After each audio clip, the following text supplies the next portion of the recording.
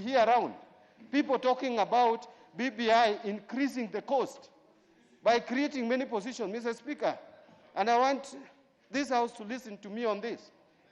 Mr. Speaker, the Senate, in order to realize the gender principle, is being increased from 67 to 94.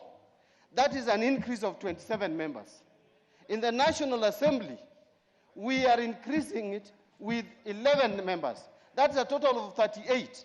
But, Mr. Speaker, compare that to when you move the cabinet secretaries from outside.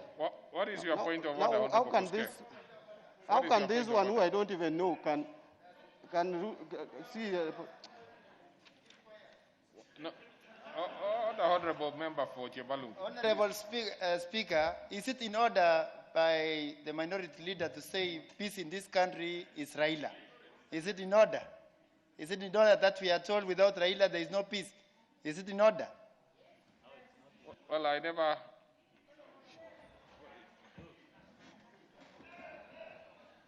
No, Mr. Speaker, I don't know why some constituents cannot elect literate people to come to parliament.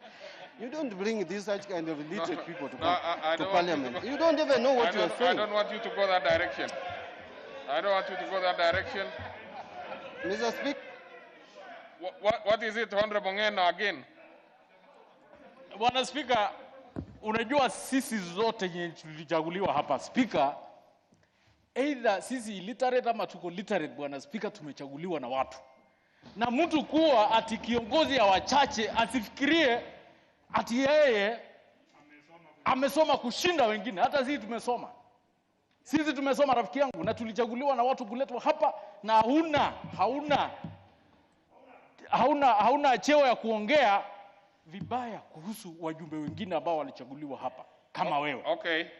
Kwa hivyo, Bwana Speaker, ningependa kuuliza kama is it in order mjumbe kama mimi aongee vibaya venye ameongelelea mwenzetu ambaye hapa illiterate ama literate.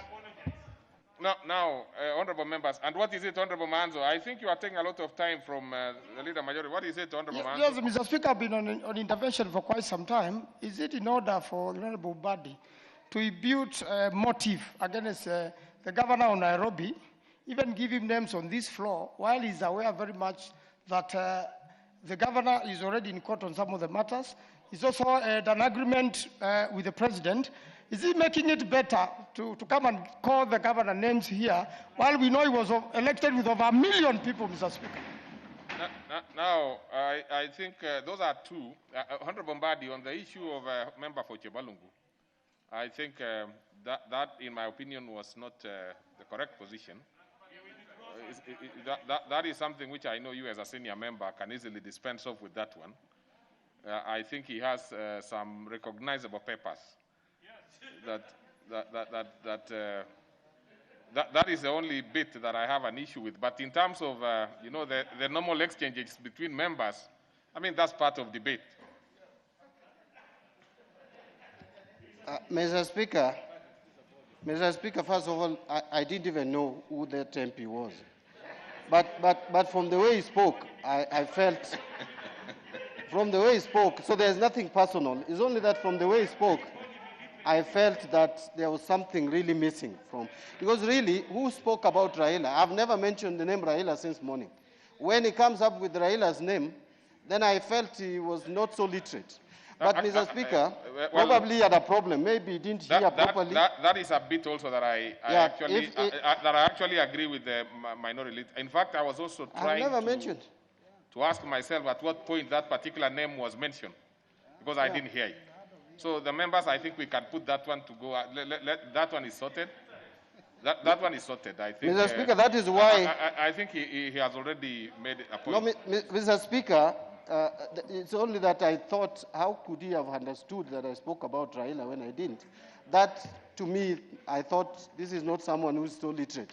But if he's educated well, then I want to leave it there, and say the constituents can continue electing him.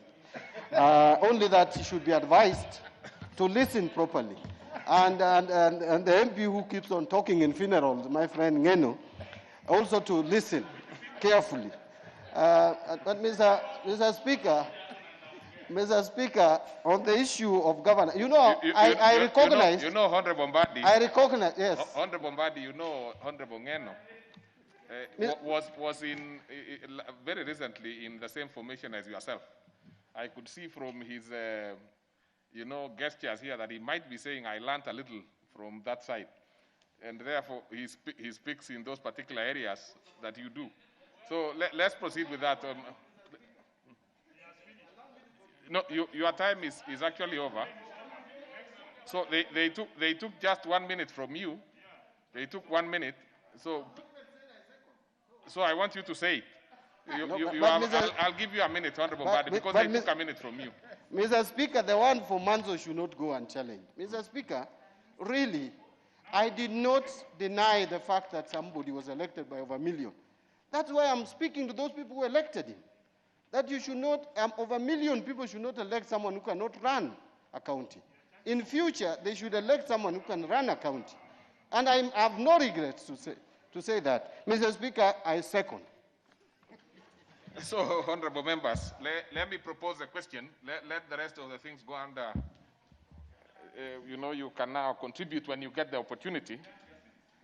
So I propose a question, which is that pursuant to provisions of Standing Order 224-6, the thanks of this House be recorded for exposition of public policy contained in the address of His Excellency the President, delivered in Parliament on Thursday, November 12, 2020, and further that this House notes the following report submitted by His Excellency the President, laid on the table of the House on Tuesday, November 17, 2020.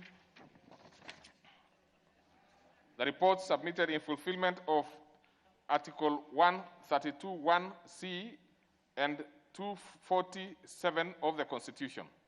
1, the annual report of the measures taken and progress achieved in realization of the national values and principles of governance.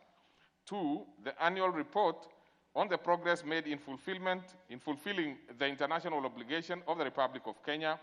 And 3, the annual report to Parliament on the state of national security. The other reports submitted by His Excellency the President are the report on ease of doing business milestone 2014-2020 and the annual report of the Office of the Director of Public Prosecution for the financial years 2017-2018, 2018-2019, and 2019-2020. So the first shot is given to the Honorable Korere.